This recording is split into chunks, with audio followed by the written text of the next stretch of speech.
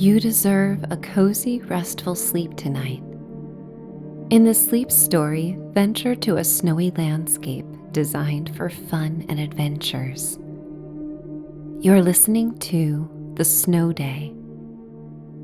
In this bedtime story for grown-ups, enjoy the spontaneous adventures that unfold when Mother Nature gifts the village of Honey Brook with a snow day set in the 1980s. Enjoy a nostalgic journey to an era that celebrated riding a wave of emotions and having fun. All responsibilities are put on hold, and you are given the freedom of a child to explore and play in a picturesque village. Sleigh riding, icicles, snow angels, and hot cocoa dreams await. After a splendorous day, you cuddle up and fall asleep with your pet cat in a state of contentment and peace. It's time to dream away. I would like to welcome you to Michelle's Sanctuary. I am Michelle, and as you listen, imagine my voice is the voice of a trusted friend and nurturing ally. I am here to remind you of all the wonderful things that may unfold with your imagination. There's a sanctuary within you that you may nurture each night to help unwind. In this refuge, you are disconnected from the outside world and able to explore feelings and thoughts that make you feel good. You are free to customize this experience in a way that best suits you. You are the expert in what works for you, and you may trust yourself implicitly. You are welcome to let go of my voice at any point and surrender to sleep if it beckons. When you immerse yourself in a story, you reconnect with your creative powers. Let these beautiful possibilities usher you into your dreaming life. You may skip ahead to the story or enjoy a brief breathing meditation to set the tone for this journey. Your breath is your vehicle and the best device you have to connect you with your body. It is the one function of your organs that may be voluntarily or involuntarily controlled. Take this moment and prepare your body by doing a scan. Send waves of relaxation to places of tension and holding. Prepare your inner sanctuary. Imagine it is a bucolic landscape completely designed by you. And as you visualize the sanctuary within you, take in a deep breath. Fill your belly and feel your torso expand. Molecules of oxygen travel throughout your interior world with a singular message. Surrender. Open your mouth into a big yawn and release your breath in a sigh. You are safe to yawn and let your body know it is time for sleep. Usher in another deep, healing breath. Your body expands until you feel full, until you surrender. You yawn and then sigh. Make a sound if it feels good and heightens your experience. Relish this time to stand down and cater to your needs. Your needs matter. You deserve to have a bedtime routine that is just for you. You may take in another breath, enjoy another yawn, and then blow out the air through pursed lips. Notice how addictive it can be to yawn and sigh and let go. Observe how much more relaxed you feel right now than when we first began. In the state of relaxation and comfort, your guard comes down and freedom fuels your imagination. And it is time for the story to begin. Snow is a magical thing when encountered for the first time. And while most of us may not remember our first snow, and some of us may have yet to experience it, we may live on vicariously through watching children and animals experience it for the first time. For some, the joy and excitement continue throughout a lifetime. Even an old dog may bury its nose in a sparkling snowdrift and run around in unexpected bursts of youthful energy, as if rejuvenated and renewed by winter's magic. They become a puppy once again. In the village of Honey Brook, on a January night in 1986, children go to bed anticipating a snow day. Some dare to skip their homework as their tiny inner compasses sound off in whispers that school will be canceled come morning. The enchantment of a snow day is rooted in its spontaneous nature, an unexpected holiday speckled within a weekly routine of mundanity.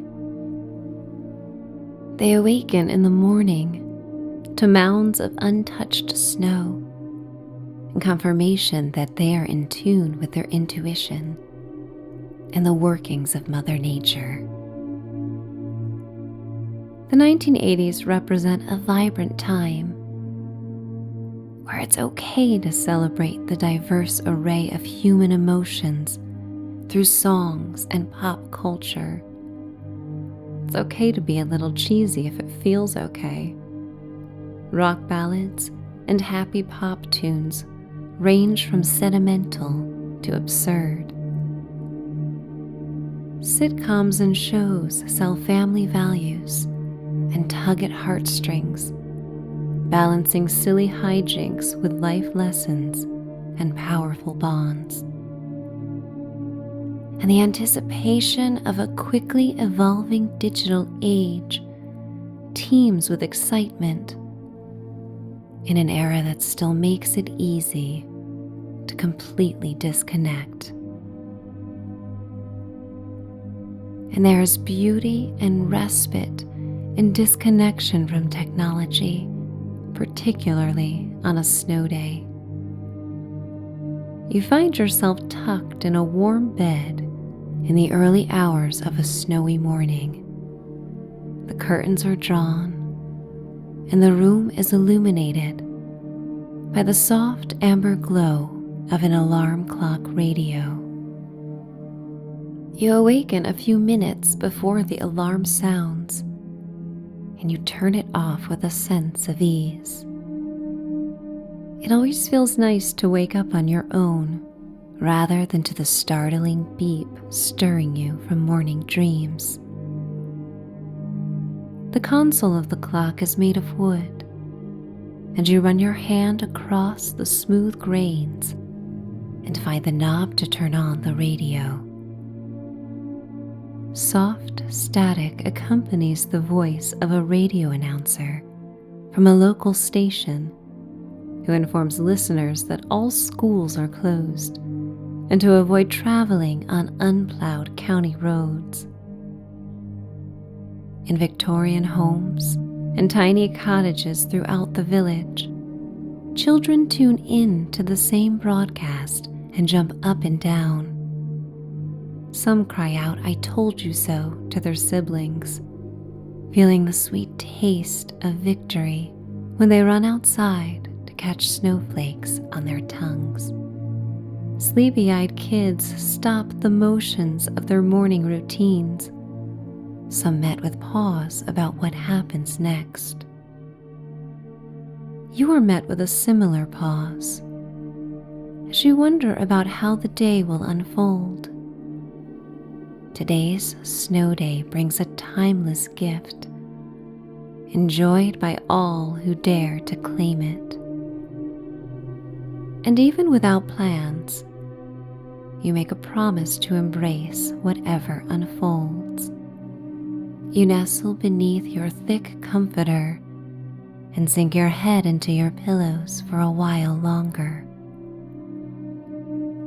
Your cat is happily curled in a ball at your feet.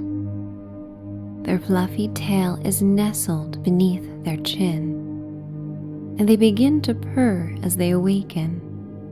Their small body keeps your feet warm on wintry days, and the soft vibrations of their purring soothe you. Your cat awakens and stretches their legs and paws out as they begin to knead at your feet. You enjoy this brief massage and whisper their name. They stand and walk on the thick cloud-like comforter and place their front paws on your chest as they arch their back. You scratch your cat's chin, and you both relish the tempo of the morning. It is a relaxed and lazy start that you both cherish in this moment, luxuriating and snug in your bed, unaware of how much of the morning has slipped away.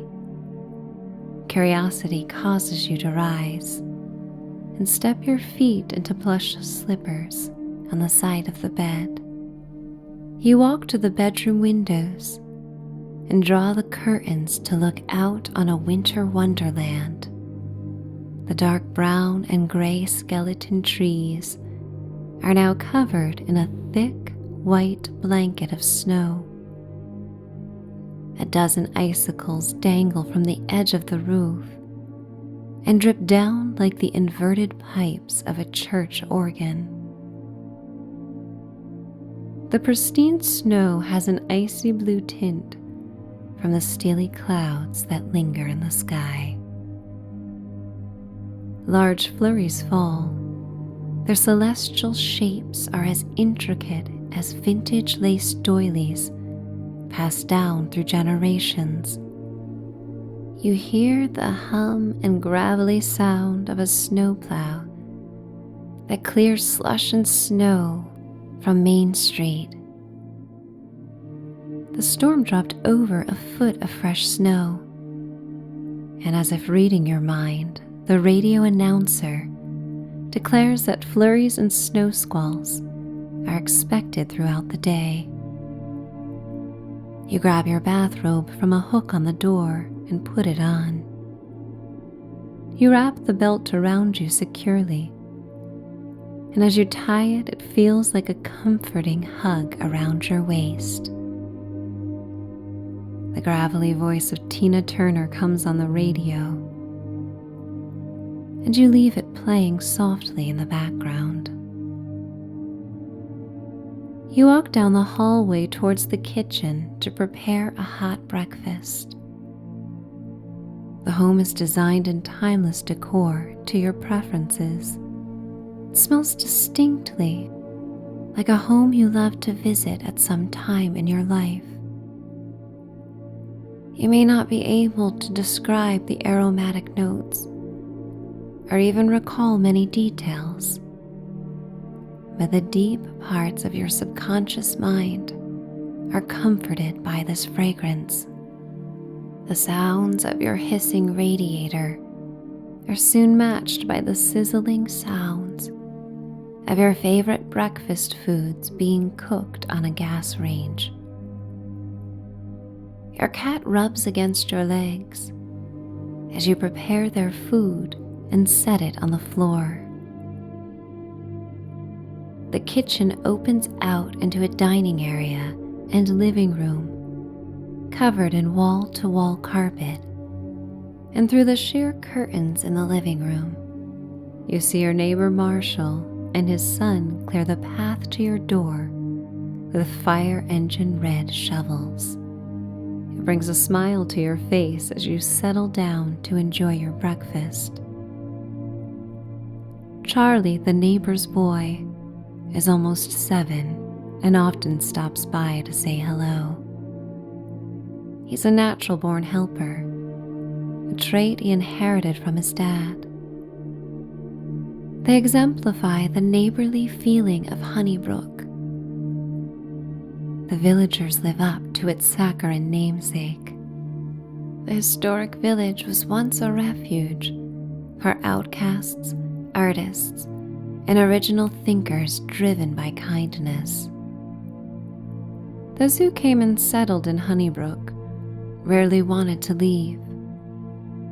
A 5th-generation artist in the village designed a welcome sign that was voted on by everyone in town, from children to seniors.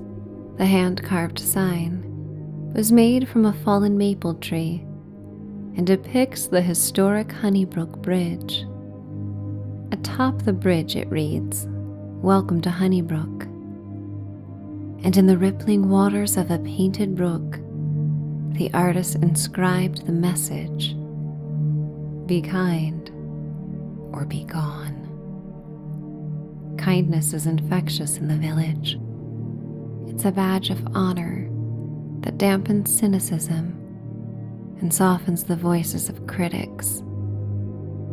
Because at the end of the day, everyone in Honey Brook wants to feel good. And most of the souls living there are comfortable and content with their lives. So there is no room for judgment or comparisons to others.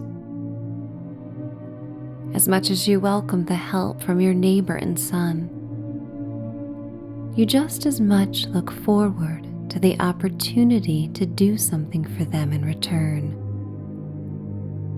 You finish your breakfast just as they finish shoveling the path. You walk to the front door and open it to thank them.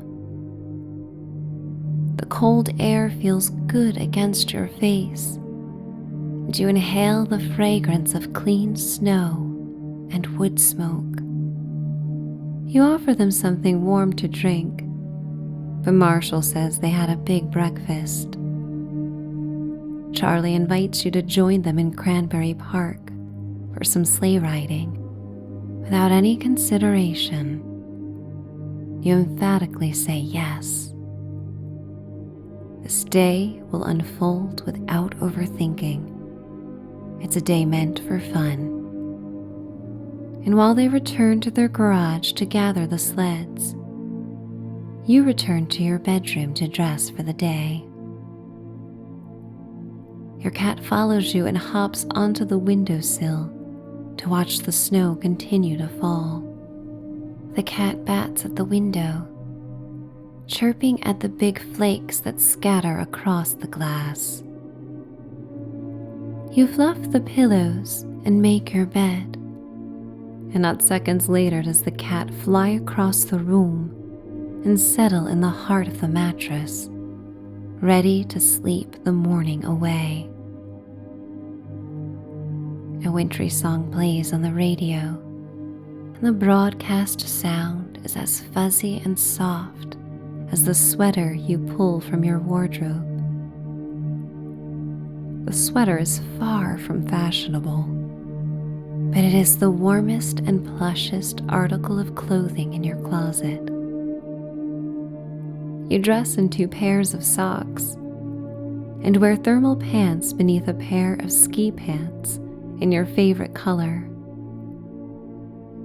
Whenever you dress in this color, you feel content and calm. You go to the foyer and bundle in a thick scarf before putting on your parka, hat, and gloves. As you prepare to step into the frozen landscape of the other side of the door, you are thankful for the comforts of your winter attire. Not too bulky, the articles form perfectly around your body. You can move with grace, unlike the young tots who teeter on the sidewalk in clothes so puffy and overstuffed they resemble the Pillsbury doughboy. You say goodbye to your cat out of habit, though they are in a dream-filled sleep and do not hear you as you set out for a morning in the snow. Marshall and Charlie stand at the end of your walkway with beaming smiles and rosy cheeks. Your boots grip the salt-dusted sidewalk. Charlie hands you a round sled. You offer to help carry his sled as well as you make your way towards the heart of the town and Cranberry Park. The townhouses and Victorian homes of the historic village are like a box of pastel crayons in shades of mint green, daffodil yellow, plum, elephant gray, bubblegum pink, and baby blue. Snow covers the gabled roofs, and colorful shutters like a thick coating of vanilla frosting. Older kids run through the village with their sleds, eager to be the first to christen Cranberry Hill. A black Labrador retriever charges ahead of them, and a race begins. The children's puffy coats and snow pants flash through the pristine white backdrop in vibrant celebratory hues that mark the 80s. Cobalt blue, salmon pink, teal, royal purple, and navy outerwear is embellished with wide yellow, orange, and tomato red stripes. The colors represent the boldness and extremes celebrated by pop culture. A green pickup truck sputters by, with its window cracked down slightly to defog the front windshield. A rock ballad plays on the radio, and the mournful cries of an electric guitar carry out onto the street. The torrid song adds to the soundtrack of whistling wind and the happy cheers of children that declare, "It's a snow day," taking on the roles of town criers for anyone still left sleeping. Charlie struggles to balance in his puffy vinyl boots, and his father grabs hold of his hand to steady him.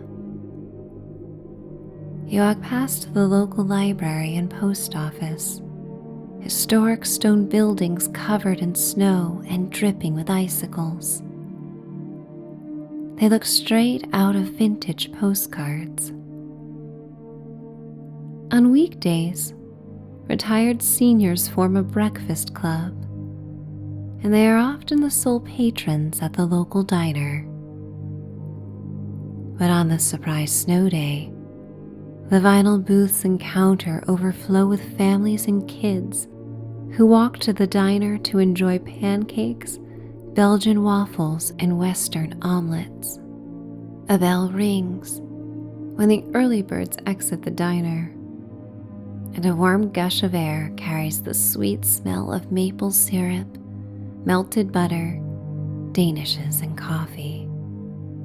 The friendly faces greet you by name, and you feel a wave of warmth radiate from your heart.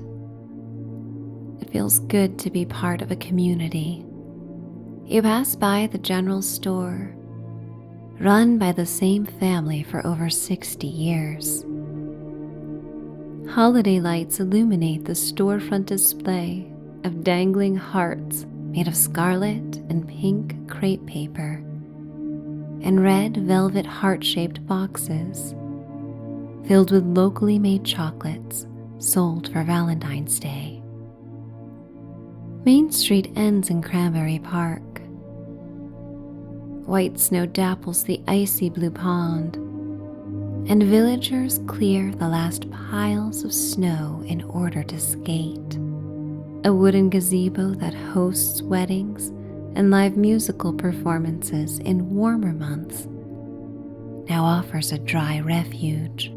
The older kids have made it to the top of Cranberry Hill. They squeal as they slide down the sleds and create squiggling paths in the untouched snow. You walk up the hill and feel a soft burn in your legs as the snow crunches beneath your boots. Your body radiates heat that remains inside your thick layers of clothing. And while the temperature is well below freezing, you are warm and comfortable. You feel good. You welcome the nippy air that causes your nose to tingle as it warms the air with each inhalation before it reaches your lungs. Snowflakes fall on your cheeks and eyelashes and melt. Atop the hill, lush needle branches and pine cones of evergreen trees succumb to the weight of the snow and droop towards the earth. The smell of pine pitch and needles marries the metallic smell of fresh snow. You position Charlie's sleigh and steady him into its orange plastic belly. He grabs onto the yellow ropes with his mittened hands and looks to you with innocent, loving eyes. He whispers thank you as you give him a gentle push, and he soars down the hill. His whispers become cheers for himself all the way. You are touched by his youthful confidence and hope he continues to be his best cheerleader throughout life. Part of you wonders why all children aren't inspired to be their own cheerleaders. And then you realize the same rings true for adults. Everyone deserves a loving environment where they get to be the best advocate for themselves. Marshall follows after his son, and you watch him fly down the hill. Charlie stands at the bottom and cheers for his dad. The snow absorbs the sound of his tender voice, and his mittens soften his exuberant claps. But one need not hear him in order to feel his persistent enthusiasm. Marshall's sled slows to a stop at the bottom of the hill. The father and son look at you and rally you on. You position yourself in the saucer-shaped sled. It's impossible to remember the last time you rode down a hill in a sleigh. You must have passed the very same sled sold at Frank's hardware store in the village a dozen times this winter, without once considering you would be riding on one. Enter the spontaneity of a snow day. This unexpected gift inspires you to step out of the familiar and into the fun. You wrap your fingers around the sled's edges and look at the silvery blue clouds. You take in a deep breath to savor this moment. You glide the sleigh down the hill and feel the fresh powder packed down beneath the plastic sleigh. You feel free, as if you are flying, and you smile so broadly that the muscles below your cheekbones burn. You laugh and feel the breeze against your face. You taste snowflakes that land and melt on your tongue. Pure elation is something you wish you could visit and revisit again and again. In this moment, there are no thoughts of yesterday or concerns about tomorrow. You are square in the middle of the magical now. This snow day has conjured an awakening from the autopilot motions of your day-to-day existence. The feeling of being present is addictive and relived with each time you climb up the hill with Charlie and Marshall and soar down it again. After your last pass, you walk towards the gazebo to a field of untouched snow. The snow rises above your knees, and one by one you fall backwards into the snow and flutter your arms and legs to make snow angels. You look to the sky and watch the snowflakes gracefully travel in the wintry air, and their smallness lovingly reminds you of your own smallness in the scheme of an infinite universe. The afternoon arrives, and you invite Marshall and Charlie to your home for soup and hot cocoa. On the walk back, a snowball fight breaks out on Elm Street between a dozen kids. The village streets have been plowed. Snowbanks pile high on the edges of white lawns, and the young revelers use them to form tunnels and forts where they take cover and store their prized collections of perfectly formed snowballs. Snowmen pop up in front of the Victorian homes and Cape Cod cottages.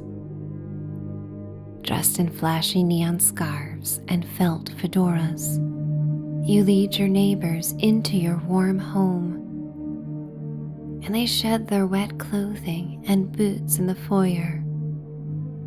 You remove your coat, hat, and scarf and offer up the hissing radiator as a place to dry everyone's socks and gloves. Charlie instantly is on the lookout for your cat, who he discovers in the living room nestled by a heater. They are gentle with one another, and your cat sniffs at Charlie's nose, tickling him with their whiskers. Marshall settles on the couch, and you go to the kitchen to prepare hot cocoa and a pot of Campbell's soup. You fill a basket with saltine crackers and place it on a kitchen counter beneath a wall of windows looking out on the village.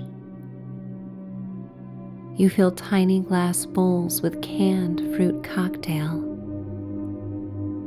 In no time, the teapot is boiling. You grab a tin of International Coffee's cappuccino and spoon the powdery mix into 2 mugs for you and Marshall, and then empty a packet of Swiss Miss cocoa into a cup for Charlie. You splash some half and half into the mugs for extra creaminess. You pour the steaming water into the cups and inhale the sweet aromas. You top off the drinks with whipped cream and chocolate shavings. You ladle the soup into bowls, and your neighbors join you to help set the counter with soup spoons and napkins. You turn on the radio in the kitchen, and a popular ballad with a saxophone solo offers a soundtrack for your meal. You enjoy the hot liquids, alternating between salty and sweet, as they fill your bellies and satiate you. You cleanse your palates with syrupy diced pears, pineapple, peaches, grapes, and cherries. The fruit is so soft it melts on your tongue. It has been a day of simple pleasures.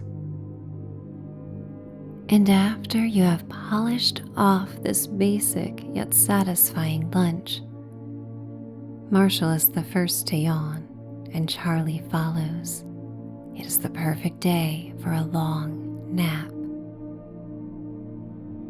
Your neighbors offer to help clean up, and Charlie brings a step stool to the sink as you fill it with soapy water on one side.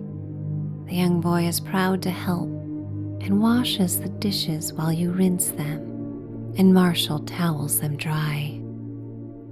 The snow falls heavily outside the window, and the wind picks up, whistling through the village.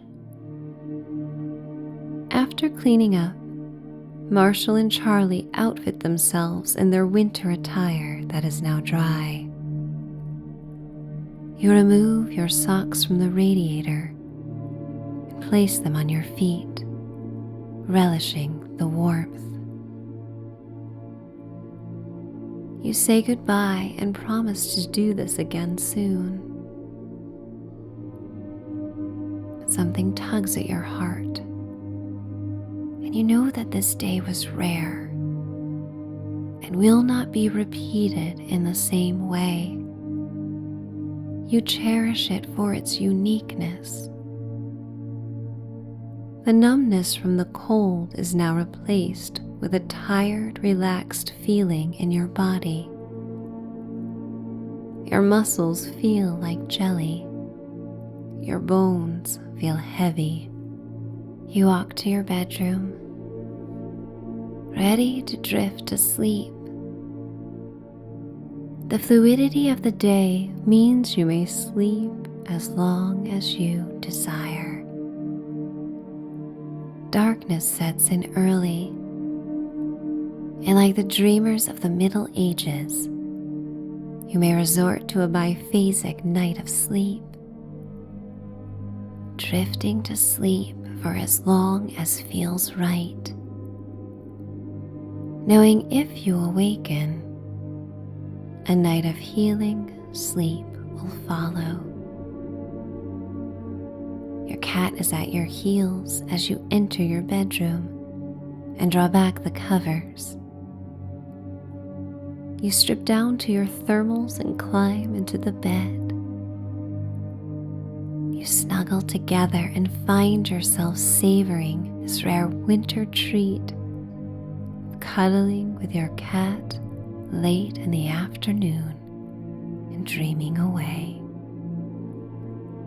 The howling winds and the staccato patter of snow against the glass usher you towards sleep. The contrast of the winter weather enhances the pleasure you find in your dry, warm bed as you sink deeper and deeper into the luxury of this moment. Your chest rises and your ribs expand and press against your purring cat, and you sigh, letting go and surrendering, drifting towards a dreamy sleep. Still feeling the sensation of gliding down the snowy hill again and again. Your muscles remember the feeling of freedom and transition, the same transition your mind now enjoys as it surrenders to silence. And I am going to count you down to a night of healing, restorative sleep. 10, 9, 8, 7, 6, 5, 4, 3, 2,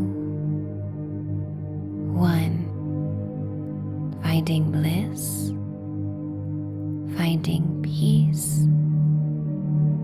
finding sleep.